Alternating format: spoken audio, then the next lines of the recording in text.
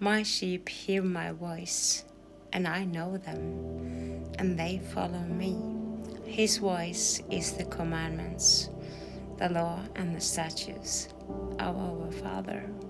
When you are beginning to hear His voice, that means that you are beginning to walk in His footsteps, keeping the commandments. You are in 100% in the flesh, and you maybe think that, oh shit, pommes frites, I want to do everything right at once. And you see your sinful flesh, and you see the lies in the world. But remember then that Yeshua died for us when we was 100% in the flesh, in our sinly nature.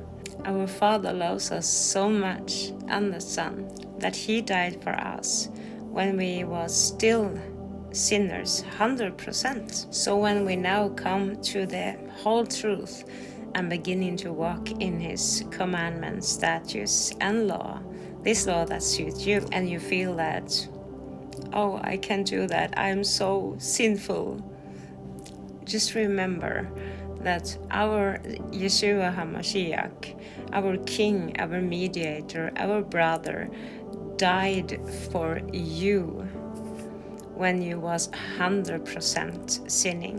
The goal is, the way that we are walking is to be 100% perfect, but it is a way to walk, and that way is called the sanctification process. Then you step by step,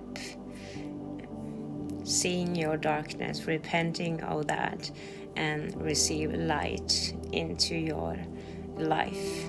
When you come to the truth with your 100% flesh, you can see yourself as a cup with very dirty mud water in it, and you put yourself, the cup of dirty water, under a tap, and you turn that tap on. When you turn that tap on, it means that you say to the Father, now I want to do your will. Turn the tap on.